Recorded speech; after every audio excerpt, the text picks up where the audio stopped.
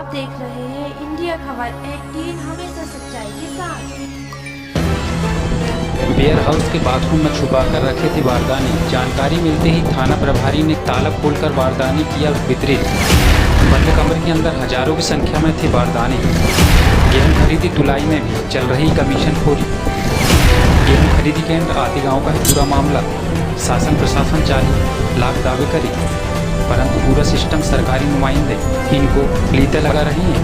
ऐसा ही एक मामला आदि गाँव खरीदी केंद्र का है, जहां अपने निजी स्वार्थ के लिए एक बंद कमरे में बारदाना छुपा कर रखे हुए एवं आदि गाँव खरीदी केंद्र में किसानों की कम व्यापारियों की ज़्यादा हो रही गेहूं की तुलाई, जिसको देखते हुए खरीदी प्रभारी ने अपने निजी स्वार्थों के चलते बारदानों को एक बंद कमरे में छुपा कर रखा था, जिसकी जानकारी किसानों द्वारा आदि गाँव थाना प्रभारी ईश्वरी पटेल को दी गई, जिसे गंभीरता से लेते हुए मौके में पहुंचकर टॉयलेट का ताला खुलवाया गया, जहां बारदाने रखे हुए थे। 2 दिन से हो रहे परेशान किसानों के समक्ष बारदाना वितरित किए गए, साथ ही पंचनामा कार्रवाई की गई। वही किसानों के चेहरे खिल उठे। आदि गाँव खरीदी केंद्र में किसानों द्वारा बताया गया कि यहाँ पर गेहूँ तुलाई होने पर 20 रुपये प्रति क्विंटल लिया जाता है। इतना ही नहीं, गेहूँ तुलाई 50 किलो 800 ग्राम की जगह में 51 किलो 200 ग्राम की तुलाई की जा रही है। ऐसे में किसानों को खुलेआम लूटा जा रहा है। परेशान किसान आखिर क्या करें? बारदाने अगर 2 दिन पहले मिल गए होते तो किसानों द्वारा लाई गई गेहूँ भीगने से बच जाती। अब सवाल यह उठता है, इन लाचार किसानों के साथ हो रहे अत्याचार को भला कौन देखे? शासन प्रशासन लाख दावे करे, पर ये जवाबदार सरकारी नुमाइंदे सरकार की ही नीति रीति की धज्जियाँ उड़ा रहे हैं। इंडिया खबर 18 के लिए सिवनी से नीलू उर्फ नरेश यादव की रिपोर्ट। कुछ गुप्त रूप से किसानों ने सूचना दी थी कि मतलब आधे गाँव गेहूं उत्पादन केंद्र प्रभारी भलावी जी के द्वारा हम लोगों को बारदाना नहीं दिया जा रहा है। तो हम पानी की वजह से हम लोगों गेहूँ भीग रहा है। इस प्रकार की सूचना पे मैं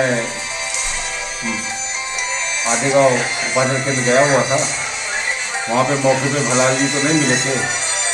फिर मेरे द्वारा गुप्त जानकारी मिली थी मुझे, तो फिर मैंने एक रूम खुलवाया था।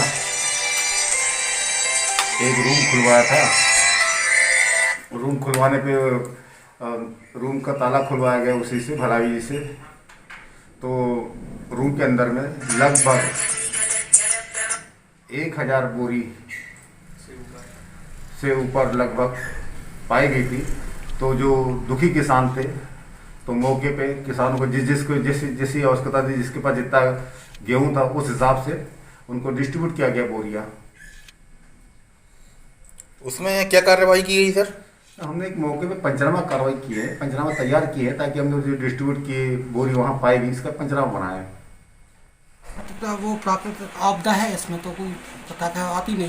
ये तो सरकार तुम बराबर मेंटेनेंस के नाम पे पैसे भी आते हैं। हाँ, दिए हैं ना, 2 लाख रुपए दिए उनको। पर मेंटेनेंस के नाम पे 0 है।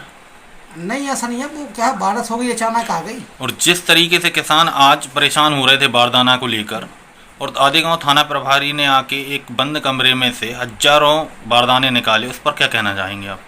वो क्या है कि बारदाने अब मेरे संज्ञान में नहीं है। मैं बाद में मेरे को पता चला, तो फिर मैं आया वहाँ पे खरीद करने में, तो वहाँ कुछ गेहूँ खराब हो गई है, कुछ बारदाना उसमें लगना था।